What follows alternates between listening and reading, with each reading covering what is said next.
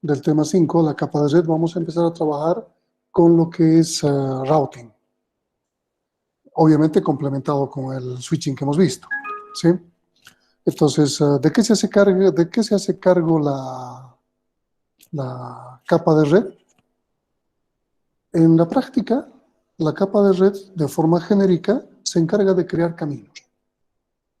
¿Pero caminos entre quién? Tenemos una máquina en algún lado y otra máquina en algún otro lado. No importa del mundo o en el mismo laboratorio que está unido por enrutadores.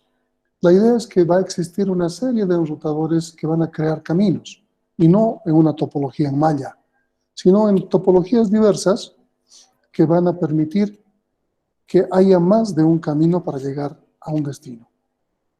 En este caso tenemos, por ejemplo, alguna máquina que está conectada a través de un módem ADSL, fibra óptica, hacia un proveedor de Internet y que se está comunicando con alguna empresa que tiene su propia LAN, con su propio router conectado al ISP o a cualquier ISP y tiene un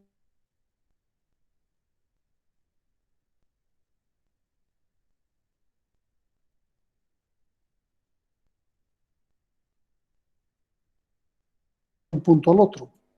Y de regreso puede tomar el mismo camino, puede tomar otro. Entonces vamos a ver que existe una serie de trabajo que hay que realizar al respecto.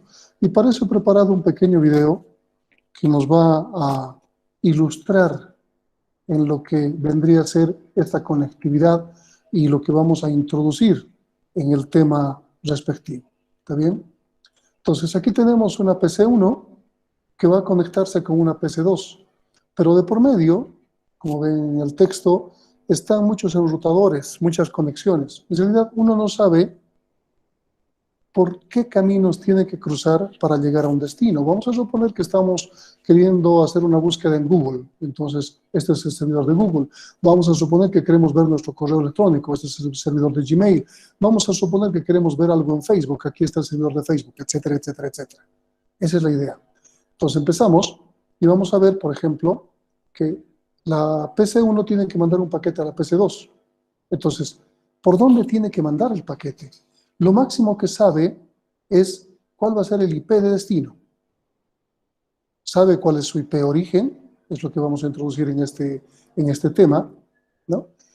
Sabe cuál es el IP de origen y cuál es el IP de destino. Hasta el tema anterior no sabíamos de IPs. Pero entonces, lo que necesitamos determinar es cuál va a ser la dirección MAC para conectarse. Esto tiene que ver con una pregunta de examen. ¿Qué dirección MAC tiene la PC1? 0 a 10. ¿Le interesa saber la dirección MAC de la PC2? No necesita. No necesita. ¿Qué dirección necesita saber para mandar? La de salida. La del gateway, ¿verdad? La Sí, del router. Entonces vamos a ver eso, que va a hacer una operación utilizando un protocolo que vamos a revisarlo en este tema llamado ARP. Entonces vamos a revisar el ARP y a través del ARP podemos obtener la dirección de origen, aquí está, y la de destino. Pero la de destino, si ustedes se fijan, no es esta, no es la de PC2, sino como su compañero decía, es de nuestro siguiente salto. Porque a nivel de enlace no se enruta, no se va un camino largo, se va punto a punto al siguiente destino. Aquí la dirección de origen es la 1.10, esta, la dirección de destino es la 4.10, es otra red. Y el tipo de la trama, ¿qué tipo de trama es?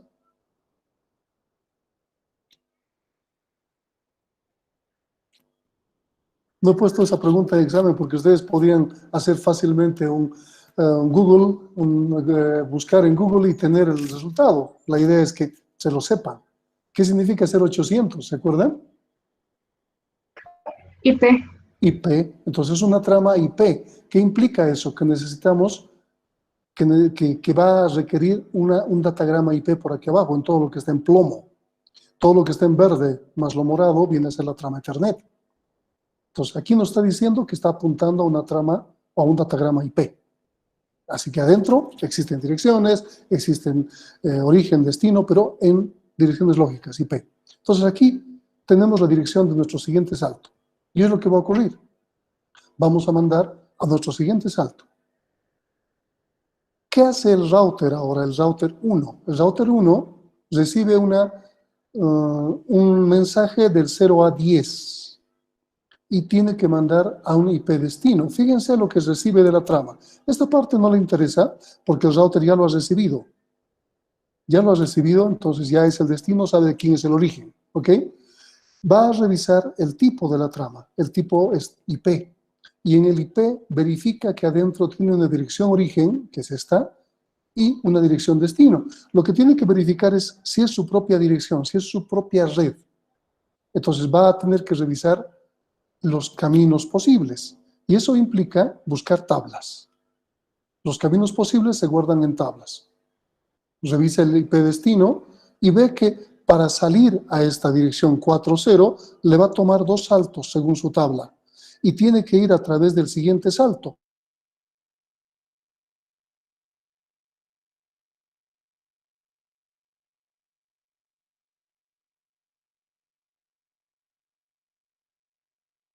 El IP le permite a nivel de capa de red hacer el camino, pero que realmente se comunica no es por el IP. Tiene que saber la dirección necesariamente MAC de su siguiente destino, que en este caso va a ser la 22 a través de la interfaz. Así que otra vez hace uso de ARP, de este protocolo, que le permite saber cuál es la dirección MAC de su siguiente destino, 0B31. Y ahora sí, con esta información, llena su trama Ethernet con el origen, fíjense, el destino 31 y el origen 20. Este router. No se alteran las direcciones IP, pero sí se están cambiando direcciones MAC, origen y destino todo el tiempo. El nuevo router, el router 2, recibe la dirección, perdón, la trama, y otra vez hace lo mismo, el mismo trabajo. Ya ha recibido, sabe que está bien, a través del CRS de la cola, le ha llegado todo bien y empieza a procesarlo. ¿Qué tiene que procesar? Sabe que el tipo es 800, por lo tanto es IP. Entonces tiene que buscar IP origen, IP destino. ¿Le interesa el IP destino? ¿El IP destino es local para esta? No. Esta es la 192, 168.2.2, ¿verdad? Entonces la 410 no es de su propia red. Así que tiene que buscar la forma de conectarse. Y aquí es interesante porque va a hacer uso de otro tipo de conexión, que no es Ethernet. Y esto es una comunicación serial. La última parte del tema anterior hemos visto esto. ¿Qué va a hacer uso? ¿Qué protocolo va a hacer uso?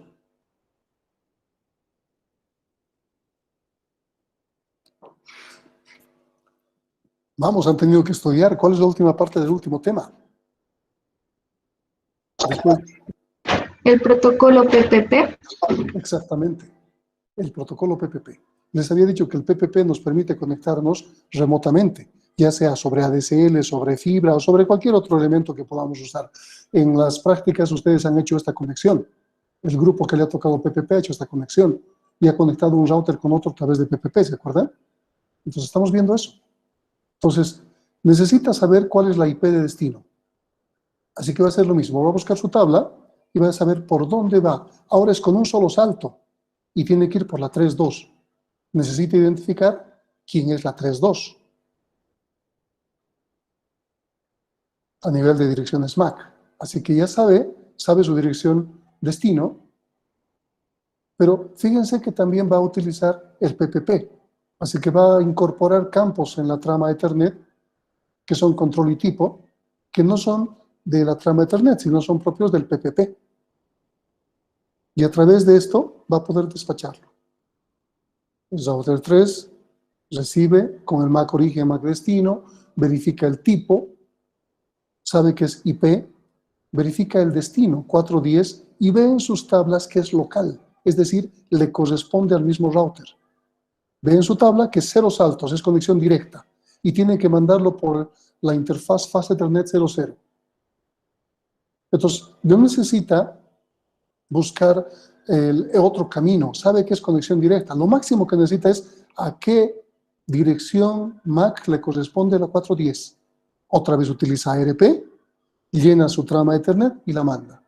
Fíjense cómo en la capa de red no deja de interactuar la capa de enlace, la trama Ethernet, porque cada conexión que se va a establecer entre máquina a máquina, máquina con dispositivo, dispositivo con dispositivo, se van a conectar a nivel físico, siempre. El nivel lógico nos permite crear caminos y buscar el camino, pero la conectividad se hace a nivel físico. Y por eso es muy importante la trama Ethernet y estos campos que hemos estado revisando hasta el tema anterior. ¿Está clara esta explicación? ¿Alguna duda?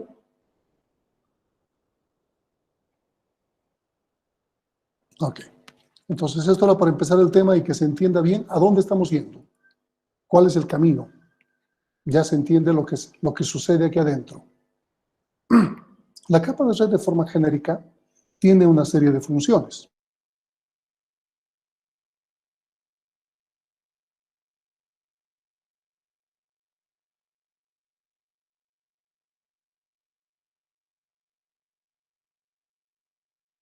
Switch. Un switch, si ustedes recuerdan, tiene poder de procesamiento, porque podemos utilizar protocolos como el STA, por ejemplo, que nos permite hacer un árbol de expansión con el STP, y también nos permite utilizar el backward learning, que nos permite aprendernos direcciones MAC. Esas dos prácticas, esas dos preguntas tenían ustedes en su examen. Y eso es propio del switch, ¿verdad? ¿Qué hace el router? Les había dicho que crea caminos, se aprende caminos, tiene que llenar tablas. Entonces, el poder de procesamiento de un router es mayor a la de un switch. Porque si bien toma decisiones que también toma un switch cuando va a crear las rutas para conmutar, las rutas de conmutación no son óptimas. No está buscando la mejor ruta, solo está buscando a quién le corresponde la conexión del puerto X. Y nada más. Y cuando tiene que buscar el destino, busca su tablita. Y en su tablita dice, a esta dirección le corresponde la dirección MAC que está viniendo de origen, entonces yo tengo que despacharla por la dirección MAC de destino por este puerto. Y si no sabe, inunda y se aprende. Eso es lo que hace un switch. No es nada complicado lo que hace. Sin embargo, un router necesita otro tipo de poder de procesamiento, porque necesita tomar decisiones. Necesita incorporar algoritmos que le digan cuál es la mejor ruta para guardar en su tabla. Y esto es dinámico. Cada cierto tiempo, cada intervalo de tiempo, está actualizando sus tablas. Tal como los switches cada 5 minutos actualizan una entrada de su tabla MAC, igual los routers tienen que hacer esto. Pero entonces, una de las funciones importantes es el routing o encaminamiento, que se encarga de llenar tablas. Ahora, estas tablas pueden estar llenadas estáticamente, es decir, el administrador de red ha introducido una línea de código en su CLI, en el Command Line Interpreter, de una ruta estática. Y eso no se va a cambiar, pero normalmente va a trabajar dinámicamente. Se va a ir aprendiendo direcciones a medida que pase el tiempo y que pasen los paquetes. Un router es una pequeña computadora.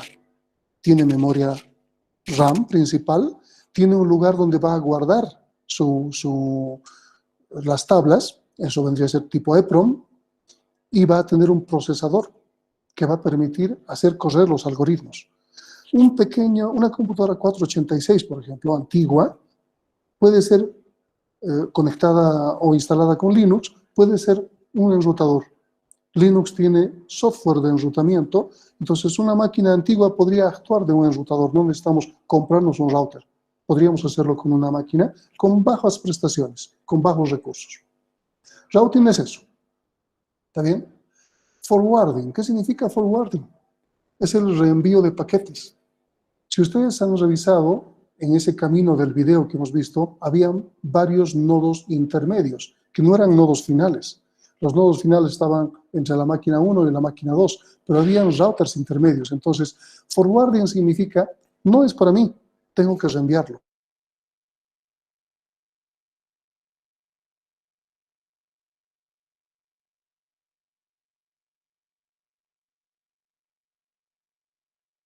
Servicio, QoS.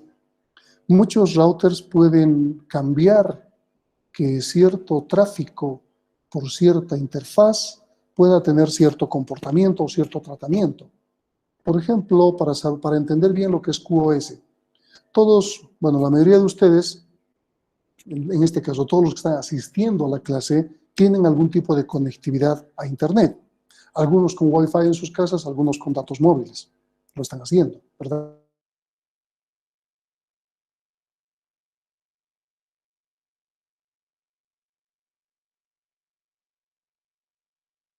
Por alumnos que no tengan acceso a computadoras durante esta época de pandemia.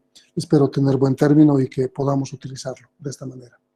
Ya hay predisposición por parte de los docentes, los laboratorios, los auxiliares y todos los que manejan.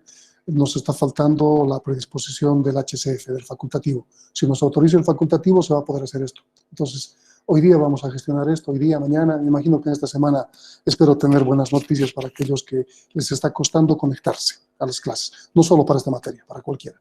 ¿Ok? Entonces, QoS, vamos a hacer un ejemplo de QoS simple. Todos los que están conectados a esta clase ahora y vía Wi-Fi, perdón, vía ADSL, fibra óptica, con su Wi-Fi en su casa o desde datos móviles, están conectados a algo que se llama bolsa común. Si están en Entel, Comtech o Access o lo que sea, tienen una bolsa común. Y no importa si están pagando por 20 megas, por 40 megas o por 1 mega, están en la misma bolsa común. De tal manera que en cierto momento del día, la velocidad va a ser la misma para aquel que está pagando 40 megas como para aquel que está pagando 1 mega, por el tráfico y la congestión, porque todos están en la misma bolsa común. Entel, Comteco, tiene otra área de su ancho de banda destinado para aquellos que pagan más, pero que tienen calidad de servicio. ¿Qué significa? Por ejemplo, un esquema llamado online, que Entel cobra como 2.000 bolivianos mes. Y si te dan 1 mega, ahí te dan 1 mega durante los 365 días al año y 24 horas al día. Y no puede bajar porque estás comprando 1 mega. Mientras si ustedes tienen 20 megas y están recibiendo 500K, llaman a su operador y les va a decir, su contrato dice hasta 20 megas. En este momento hay una gran congestión, por lo tanto se está repartiendo la comunicación. Entonces, calidad de servicio. Los routers pueden diferenciar a quién le doy más y a quién comparte, es común. Normalmente cuando nosotros tenemos una conectividad, es común. Si nosotros estamos aquí en el host 1 y nos queremos conectar con cualquier servidor, Facebook, estamos en calidad de servicio baja, en la bolsa común. Pero si tenemos una empresa, donde aquí está un lado de la empresa y aquí otro lado, podemos crear una especie de punto a punto, un circuito virtual, que es online, y que podemos pagar más caro, pero todo el tiempo tenemos conectividad alta. En la empresa donde trabajaba, esta empresa era una subsidiaria de la Newmont Company, que viene a ser la segunda empresa minera más grande del mundo. Y la Newmont Company tenía sus oficinas en Houston, Texas. Entonces, en Houston tenían varios equipos conectados. Y nosotros teníamos pagado, contratado, desde la empresa donde yo estaba, una conectividad en línea hasta la mina de oro. De tal forma que cualquier máquina de la mina podía conectarse con todas las máquinas de Houston. Y las máquinas de Houston podían conectarse con las máquinas de la mina como si estuviesen en una red local. Se pagaba mucho, pero para los de la Newmont les interesaba tener esto. Sin embargo, si esta misma máquina quería navegar en Internet, no utilizaba esta línea exclusiva. Utilizaba la bolsa común, salía por otro lado. Entonces el router podía diferenciar el tráfico que iba a la línea de Houston y el tráfico que iba a todo el mundo. Así que no importa cuánto paguemos en Internet. Si tenemos una línea dedicada, pagamos un montón, pero solo es para una conexión punto a punto. No es para todo el mundo. Y si tenemos lo otro, si queremos navegar en Internet, tenemos que estar siendo parte de una bolsa común. Entonces, eso es calidad de servicio. No vamos a adentrarnos en este tópico porque no le corresponde a la materia. ¿Está bien? Control de congestión es otro elemento que tiene que ver con los routers y que diferencia del control de flujo. En el tema anterior hemos visto control de flujo.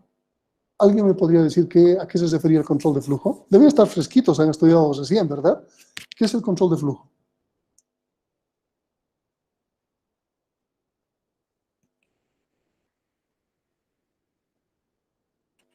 ¿No han estudiado?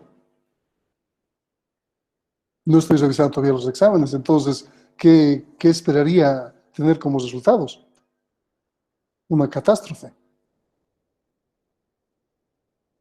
¿Qué es el control de flujo?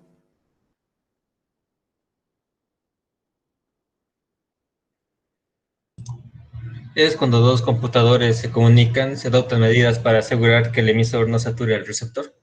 Exactamente. ¿Y qué será control de congestión?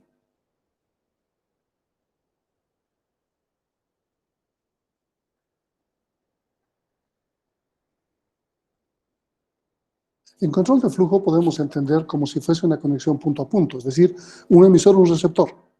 El emisor está mandando un montón de información, el receptor desborda sus recursos, por lo tanto le dice detente, no me mandes más, no tengo recursos. Control de flujo. Y cuando vuelve a tener recursos le dice volver a mandar. Esa es la idea, ¿verdad? En control de congestión no estamos hablando de un punto a punto, es decir, entre dos dispositivos. Estamos hablando de una línea, de un canal que puede estar congestionado. Por ejemplo, la calle Heroínas y la Ayacucho. Es un cruce de 4 vías, de 8 vías. Pero tenemos una intersección. Entonces hay 2 vías por cada lado. Y que en algún caso podrían hasta girar y no pasar directo. Entonces tenemos más posibilidades. ¿Qué pasa si los semáforos se arruinan? ¿Qué se produciría? Una congestión vehicular en este caso, y que podría quedarse como interbloqueo, todos bloqueados, sin poder moverse. Podría llegar a ese extremo. Si ustedes ven fotos y colocan bloqueos o interbloqueos en internet, pues van a encontrar una imagen de, no me acuerdo qué le llaman en México a esa rotonda, no recuerdo bien el término ahora, pero están los vehículos por todo lado, han intentado ingresar y todos se han quedado bloqueados. Se ha creado un bloqueo. La congestión está evitando, la congestión es un camino hacia un bloqueo. Entonces, un control de congestión trata de que la red no se sobrecargue, que llegue a su máximo rendimiento, pero que no se bloquee, no colapse. Entonces, vamos a ver que existen varios métodos, entre los más caros, los más lentos, los más baratos, los más rápidos, que los routers deben implementar para controlar la congestión. Vamos a ver de una manera un poco rápida, porque solo el control de congestión vendría a ser tema para un semestre. Entonces vamos a verlo de forma rápida como para poder entender a qué nos estamos refiriendo. ¿Qué significa? Que nos vamos a concentrar bastante en estas dos funciones importantes de los routers, o de esta capa, el encaminamiento y el reenvío. Aquí le falta una función que, bueno, siempre que llego al tema me acuerdo que falta y me olvido incorporarla. Y tiene que ver con la fragmentación. Cuando un paquete se manda, información se manda del host 1 y va a viajar por distintos caminos para llegar al host 2, estos caminos pueden tener diferentes capacidades. ¿Qué significa? Que el router C, por ejemplo, puede tener cierto recurso limitado en su ancho de banda. Sus canales son limitados. Mientras que el router B puede tener una gran autopista. C tiene un camino de piedra y B tiene una autopista de 6 carriles. ¿Está bien?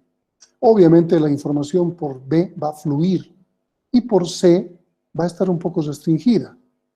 Entonces, ¿qué implica? Si yo mando un paquete de tamaño X, va a poder pasar por B, pero si lo mando por C, puede que no pueda pasar. ¿Qué tiene que hacer el router C? No va a rechazarlo, va a fragmentar el paquete X en X1, X2 y X3 para que lleguen al destino. Y el destinatario, F en este caso, tiene que agarrar todos los fragmentos y volverlos a ensamblar. Agarra X1, X2 y X3, no importa en qué orden hayan llegado, lo ordena y crea X para que el host 2 reciba el paquete. Suponiendo que el mensaje haya tomado esta ruta por cualquier circunstancia y no está donde no era necesario fragmentar. Entonces, la fragmentación es el proceso de dividir la información para que pueda viajar por los distintos recursos de la red. Pero también tiene que asegurarse que en el otro extremo este rompecabezas se vuelva a armar y que sea la información requerida. Entonces vamos a aprender a fragmentar, vamos a hacer ejercicios de fragmentación, tal como vamos a hacer ejercicios de enrutamiento. Vamos a ver dos protocolos importantes que se utilizan a la fecha Vamos a ver otros también, pero vamos a ver los más importantes y vamos a aprender a llenar tablas a pulso. Nosotros vamos a concentrarnos con unas 5 o 6 redes. Los routers lidian con un montón y tienen que llenar un montón de tablas. Obviamente no tenemos una computadora para que haga esto por nosotros, así que vamos a hacerlo a pulso en un papel, pero vamos a aprender lo que se hace. Así que vamos a tener ejercicios de routing, vamos a tener ejercicios de fragmentación en esta etapa. ¿Alguna duda hasta aquí?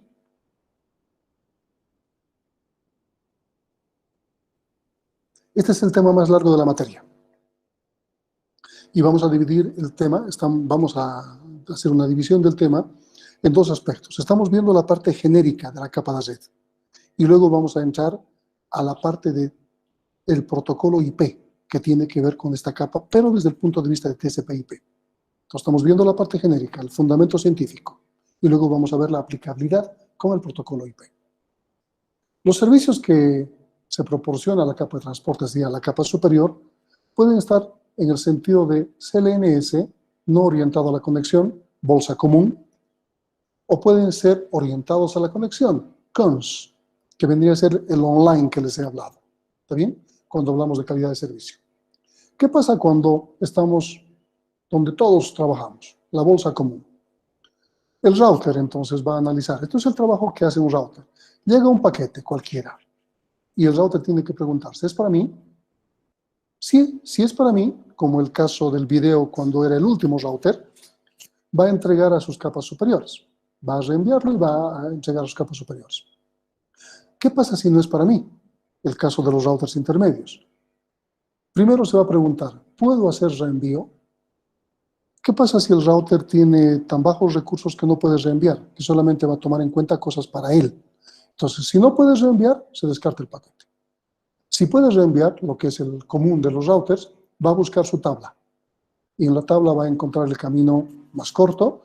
Ya saben que el camino más corto le está dando en direcciones lógicas. Entonces tiene que buscar la dirección física de ese camino corto, a través de un protocolo que, ¿cómo se llamaba? ¿Alguien recuerda?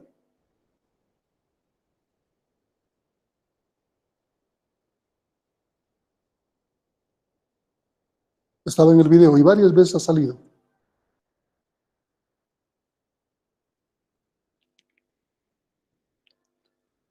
¿Qué pasa? Su memoria está fallando. El protocolo ARP. Eso vamos a ver en este tema también. Entonces, el protocolo ARP nos va a permitir saber la dirección física y va a poderse reenviar. Vamos a poder enviarlo a ese lugar. ¿Qué pasa si es un servicio orientado a la conexión? Les había dicho que era una especie de circuitos, ¿se acuerdan? Circuito que se había establecido entre un punto y otro y que se paga por el circuito y se paga mucho. Llega el paquete. Lo que se va a preguntar el router es, ¿soy un punto final? Significa que es el final del camino. Si le dice sí, va a entregar el paquete a las capas superiores, se va a procesar, etc. ¿Qué pasa si es un camino intermedio, si es un nodo intermedio? Va a buscar igual su tabla. Porque al igual que el routing dinámico, cuando tenemos un camino preestablecido también tenemos tablas, como decir el siguiente salto, por dónde tiene que salir. En algunos casos, estas rutas se pueden alterar. Por ejemplo, el camino entre el host 1 y el host 2 es este, el online, si quieren. Pero si este host quiere navegar en Internet, tiene que salir por este. Y va a buscar cualquier otro camino para navegar. Esa era la diferencia, ¿se acuerdan? Este es mi circuito virtual. ¿Qué pasa si D en algún momento falla? Entonces, los proveedores, los ISPs a los cuales estoy contratando, lo online, tienen que buscar un camino diferente para llegar a F. Entonces, tomarán, ya no va a ser por B, va a ser por A, C, E y F. No va a ser A, P, D, E, F. Y va a ser temporal hasta que D se reponga. Se repone D y se vuelve a cambiar el circuito virtual.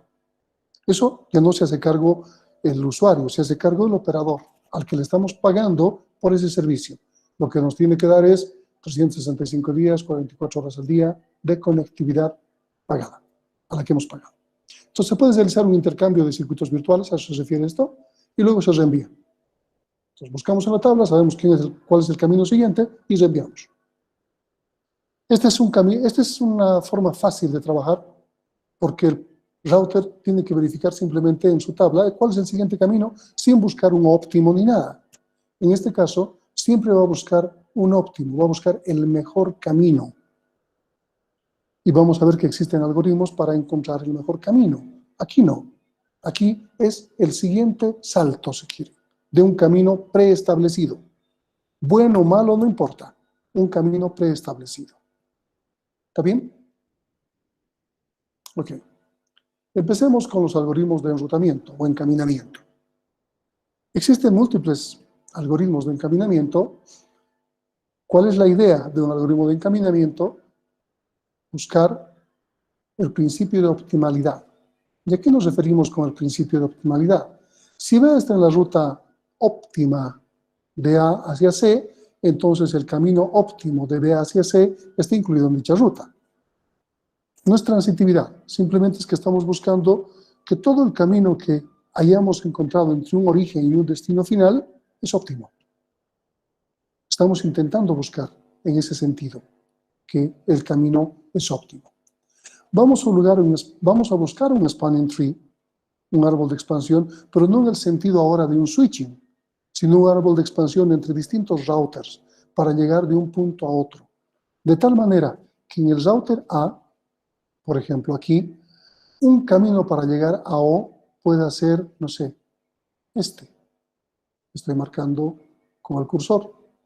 O para A, pero para B, el camino óptimo para llegar a O no sea este, sino que sea tal vez uno más largo, pero es óptimo. ¿Qué implica? Un camino óptimo no es el más corto, necesariamente. Normalmente hemos aprendido que el camino más corto entre dos puntos es una línea recta. La idea del camino óptimo, cuando hablamos de rutas a nivel de capa de red, no necesariamente es una recta. Entonces aquí vamos a encontrar que los caminos óptimos habían sido los más tergiversados, pero llegan en un tiempo establecido, con una carga establecida, sin mucha congestión, sin mucha pérdida de información, etcétera, etcétera. Entonces vamos a tener caminos. Por ejemplo, un árbol de expansión, tal como hemos visto como Spanning Tree Protocol, de A, podría ser que vamos a llegar a todos los destinos a través de este camino. Entonces el árbol de expansión para A va a ser este. Le tendríamos a llamar más árbol de encaminamiento, más que árbol de expansión, para no confundir los términos con lo que hace un switch. Para nosotros es el árbol de encaminamiento de A, vamos a suponer. O, como aquí dice, es de B, ¿no? El árbol de encaminamiento de B. B nos permite llegar a todos estos. Pero podría ser el árbol de encaminamiento de O para llegar a todos estos tiene que recoger este árbol. Entonces, cada uno de los routers va a tener su propio árbol, construido en función de su algoritmo. Pero algunos algoritmos no necesitan tener todo el árbol, es decir, la topología completa de toda la red. Algunos algoritmos, como el primero que vamos a revisar el día tal vez de mañana ya, solo necesitan saber quiénes son sus vecinos. Entonces, en el caso de A, lo máximo que conoce es F, D y B.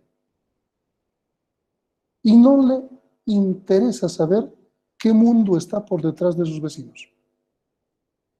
Pero sí, si quiere llegar a O, él va a tener una tabla que diga, para llegar a O necesito ir por B, D o F, nada más. Y luego F se hará cargo de ver en sus tablas que para llegar a O necesita K, L, G o A. Y G verá en sus tablas que para llegar a O necesita ver la tabla de L y de D. D necesitará saber que para llegar a O necesitas revisar la tabla de H, de G, de A, de I, que son todos sus vecinos. Y H necesitará saber que la tabla de E, de D, de F y de O para llegar a O. Entonces, en uno de los algoritmos solo necesitamos saber quién es nuestro vecino, nada más. Y en otros algoritmos necesitamos saber toda la topología de nuestra red. Ahora, uno no es mejor que el otro. Tiene sus ventajas y sus desventajas. Obviamente, el que más se usa ahora es el que sabe cuál es el árbol completo de encaminamiento. Sin embargo, el otro algoritmo todavía se está usando. cuando las redes son más pequeñas. ¿Está bien? Entonces, la ruta más corta no necesariamente es la de menor distancia. La ruta más corta tiene que ver con algo que le vamos a llamar métrica. Es una forma de medir la distancia entre dos partes. La métrica entre A y O podría ser el número de saltos. Un salto hasta D, un segundo salto hasta H, tercer salto hasta E, cuarto salto hasta J, quinto salto hasta N, sexto salto a O. Me ha tomado 6 saltos llegar a O, pero podría buscar otro camino. Un salto hasta F, 2 hasta H, 3 hasta O. Son 3 saltos. Si midiera mi métrica 3 contra 6, ¿cuál me conviene?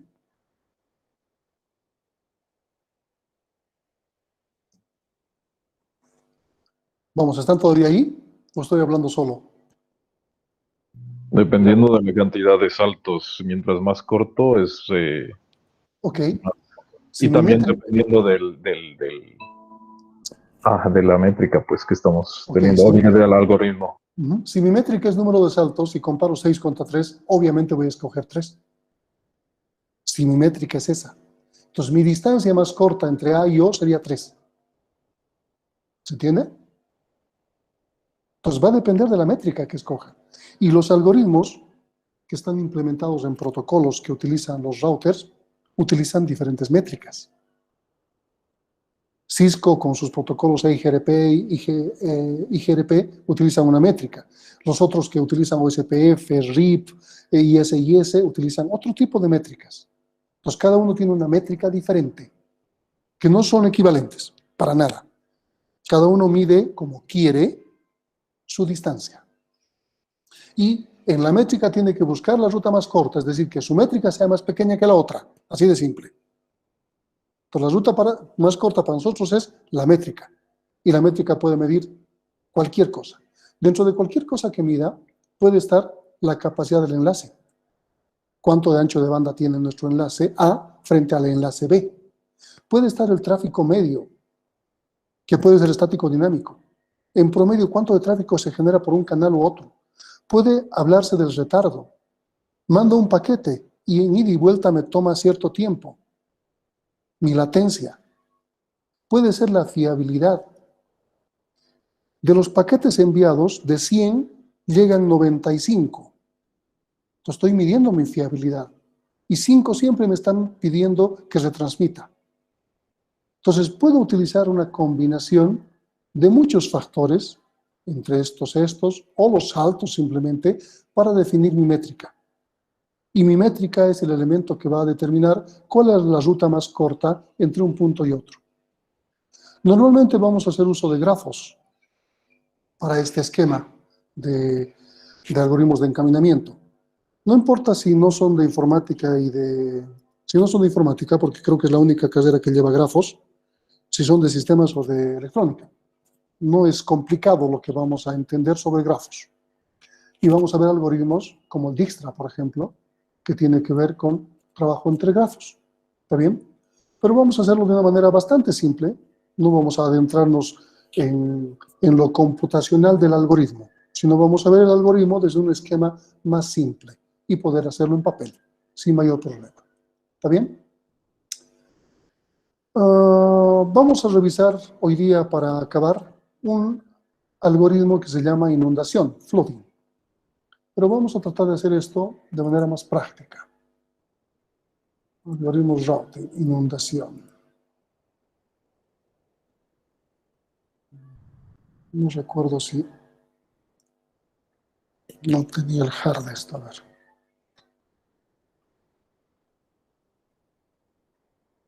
No he probado, no he puesto la última versión de BlueJay, no me acuerdo si. Sí.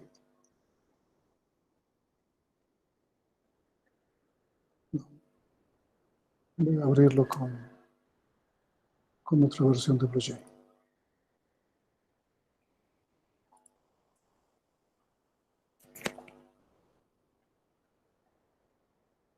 Todavía no he investigado sobre la otra. Así que,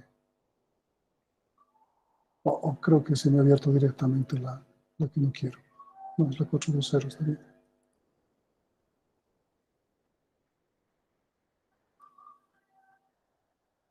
La otra no me permite hacer tecla derecha, por eso es que estoy con dificultades. Ok, y como no tengo tecla derecha en Mac, es mayor problema, ¿verdad? Esta es una red. Yo puedo crear enlaces entre los diferentes caminos. Se me puede ocurrir hacer cualquier tipo de enlace. Podría crear una malla completa si quiero, pero no es lo que ocurre normalmente en las redes de Internet. No son mallas las que se generan, ¿verdad? No puedo hacer esto. Vamos a suponer esto. ¿Está bien? Esta es mi red. Voy a escoger un nodo, cualquiera. Fíjense este aspecto, 5 saltos. ¿Está bien? Vida del paquete, 5 saltos. Voy a suponer que tengo que mandar este equipo. Este es mi equipo del cual estoy analizando la inundación. ¿Qué significa inundación? Tiene que inundar como si fuese un hub el paquete que yo estoy mandando por todos los puertos posibles. Entonces, hago esto, el paquete sale y tiene 5 saltos de vida. Eso es bueno, porque no se ha quedado de por vida dando vueltas. Voy a buscar ahora hacer lo mismo con 10 saltos del mismo equipo. ¿Está bien?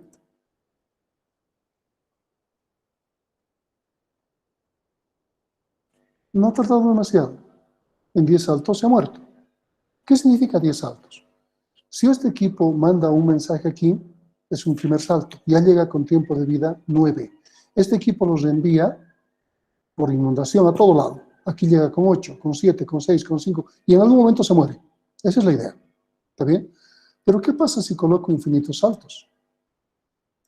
El mismo equipo manda el paquete y cada uno de los paquetes de los routers le va a llegar el paquete y tiene que hacer lo mismo. Inundar por todos los puertos posibles el paquete. No hay un tiempo de vida. Así que va a dar vueltas y vueltas y vueltas, se va a ciclar. No ha terminado todavía, simplemente se está degradando. Fíjense cómo se va degradando la red. Así que el algoritmo de inundación no es el mejor. Sin embargo, se usa, pero controlado. ¿Cómo se controlaría?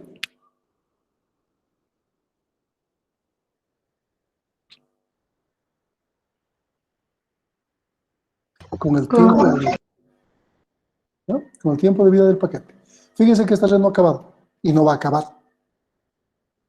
Se está congestionando la red, se ha degradado, se está colapsando la red porque cada uno sigue mandando. No es verdad como en la gráfica aparece solo 3 paquetitos. Está mandando un montón de paquetes porque cada uno está haciendo lo propio. Le llega algo y lo vuelve a mandar, le llega algo y lo vuelve a mandar. Imagínense n caminos. Por los n caminos nos llega algo y lo volvemos a mandar por los n caminos. Eso es inundación. Entonces, si este protocolo funcionase de esta manera, sin un control, sería un caos. Es que esta vulnerabilidad se aprovecha en algunos esquemas de seguridad, de rotura de seguridad, para provocar problemas, justamente. Para que se inunde. Y se crea una falla común que se llama, ¿alguien sabe cómo se llama? Sería como un ataque de DOS. DOS, denegación de servicio, denial of service. Se provoca cuando se congestiona de alguna manera un servidor o una red. Fíjense que no ha terminado de trabajar esto. Sigue fallando. No fallando, sigue funcionando. Obviamente colapsada la red y degradada totalmente, pero sigue funcionando. Cada router está haciendo lo que le han dicho que tiene que hacer. Recibe un paquete, como no es para él, lo reenvía. ¿Cómo? Por inundación, por todos sus puertos. Es como tener un montón de hubs y que no existe el protocolo Spanning Tree Protocol. Todos conectados al mismo tiempo y buscando una conexión. Podríamos tener fácilmente la analogía ahí. ¿Está bien? Este es el algoritmo que se usa de forma controlada. ¿Cómo se la controla? Con tiempo de vida del paquete. O con una versión. También. Si me llega la versión 2 y yo tengo la versión 3, descarto el paquete. Si tengo la versión 2 me llega la versión 3 y tengo la versión 2, actualizo mis tablas. Entonces estoy manejando de alguna manera también algún tipo de versionamiento y descarto las demás. Y va a estar dando vueltas solamente a la última versión. Pero la vida del paquete siempre es importante. ¿Está bien? ¿Está claro? Tengo que matar para poder salir, ¿no? Ok. Entonces, eso es inundación. El día de mañana vamos a empezar a trabajar sobre este algoritmo. Mañana, si es que no hay preguntas, y si no, el jueves, si es que hay preguntas mañana. vector distancia. Y vamos a ver que es un algoritmo que nos va a permitir llenar la tabla para cualquiera de los routers. En este caso hemos escogido I. Entonces vamos a manejar su tabla de encaminamiento y vamos a ver de qué forma se van llenando las tablas. Cuando tengamos toda nuestra tabla, significa que ha llegado la convergencia de la red. Ya no cambia. Entonces la red ha convergido y sabemos que, ¿desde qué router era? De I. Para llegar a A tenemos que ir por J con 4 saltos. Para llegar a B tenemos que ir por J con 5 saltos. Para llegar a C tenemos que ir por E con 10 saltos, etcétera, etcétera, etcétera. Nos está diciendo quién es nuestro siguiente salto y cuánto nos falta para llegar a él. Aquí vamos a trabajar con una métrica de salto para entender de manera más simple este algoritmo. Perdón, su métrica no va a ser el número de saltos. Vamos a empezar con saltos y luego vamos a buscar una métrica que no mide el número de saltos. Fíjense, aquí tenemos 1, pero aquí tenemos 6, aquí tenemos 7, entonces no es salto. Salto sería, si de I para llegar a A sería 1, 2.